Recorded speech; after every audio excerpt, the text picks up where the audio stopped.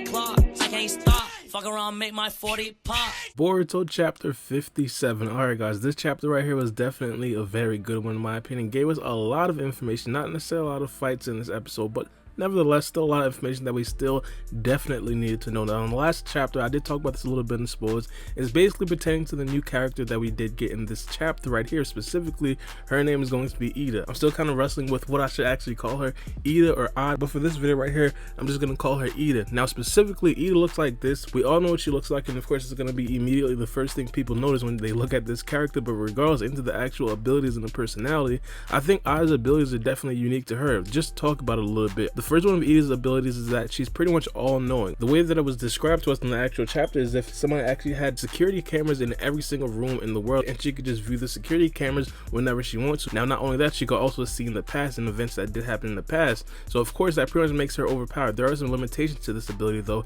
She can't see in the future, and she can't see before she was born. So because of that, she basically got the name all-knowing. Now, not only that, she also has another ability and has to deal with her looks as well. Supposedly, Amado gave her the ability to steal people's hearts. Whenever she glances at someone, they automatically fall in love with Eida. But again, just like Eida's last ability, this ability right here isn't necessarily completely perfect either.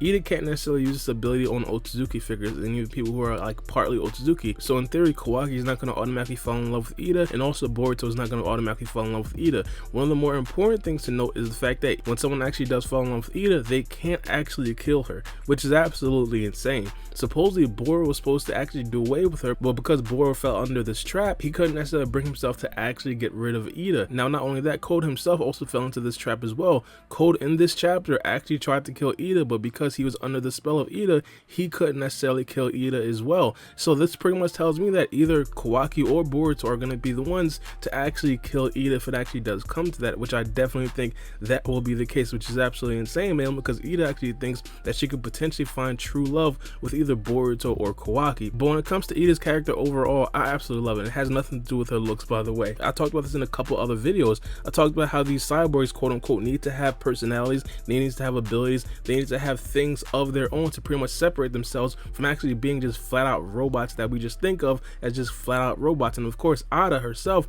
comes in with a unique set of abilities that separates her from pretty much being a complete robot. And I honestly think as the chapters go along, we're probably going to forget that she's an actual cyborg, similar to how we're kind of forgetting that Code is a cyborg, and similar to how in the Boruto anime right now, we don't even necessarily know that Delta herself is a cyborg, and there isn't necessarily any inkling that Delta is a cyborg. Now, another huge thing about Eida's character, in my opinion, is the fact that she was born a human. She was actually modified, so she wasn't necessarily completely built from scratch. This right here, in my opinion, is definitely huge for multiple reasons, mainly because we don't necessarily think of her as just a complete robot, and also she has a complete backstory as well. Hopefully they could actually dive into Eida's backstory, and hopefully she has a very deep backstory as well. Of course, people are still not necessarily going to like the fact that a lot of these characters are going to be modified and actually be quote unquote cyborgs, but in my opinion, this just puts Eida in the same category that Kawaki is actually in. We understand that Kawaki is a quote unquote cyborg because he was modified by Amado, but we still look at Kawaki especially as just a regular kid, and we should actually look at Eida as the same type of character. And again, if Eida's backstory is anything close to what Kawaki's backstory is, and we find that out in the manga or even in the Boruto anime, we're going to think of Eida as more as a human and less of an actual robot. Now, another huge thing coming into this chapter was the fact that Code has limiters on his power. You understand that 100% Code is stronger than Jigen, which is absolutely insane because Jigen basically soloed Naruto and Sasuke, and Code, even with the limiter, is supposedly still stronger than Boruto and Delta, which is still insane amount of power. But of course, we understand once he takes the power limiter off, it would be completely wrapped. So we found out a way that Code can actually lift the power limiter. Eida told Code that he would need an iris scan from Amado and also a secret password. So essentially, they basically need Amado to scan his eye and also say a secret password to pretty much get the limiter off. Now, what we heard from Amado himself in the previous couple of chapters was the fact that if he gets captured by Code and Eida, he's 100% spilling the beans. He said he's not a shinobi, he doesn't necessarily know how to take pain, so if he is tortured in any way, to keep it 100 with you, I don't even think that it'll get that far. Amado starts singing like a bird. He's 100% lifting that limiter. What the Hidden Leaf Village has to do right now is make sure that Code doesn't get kidnapped by what's left of the Kata organization. Now, something completely new that we didn't expect happen in this chapter was the fact that Amado himself pulled out these pills out of his back pocket and basically promised to Naruto that these pills right here could potentially stop the Otsutsukification of Boruto. Now, here's the thing. We don't know 100% if these pills are going to do what we think they are going to do. In this whole entire chapter, it was basically like a referendum on the character of Amado. People in the 5 Kage Summit, which I will talk about in a few seconds, were asking Naruto if they can actually trust Amado, and even in the scene with Cold and Eida, they themselves were talking about how they want to kill Amado themselves. At this particular point, we still cannot 100% trust Amado, because at this particular point, he might still be playing a coup to actually take down the Hidden Leaf Village and actually steal all the power for himself, especially all the resources that the Hidden Leaf Village does actually have, especially when we understand that Amado himself can build cyborgs that's stronger than Jigen. If he could actually do that and actually take down Naruto and Sasuke in the process, Amado would definitely possibly even be the leader of the whole entire shinobi race.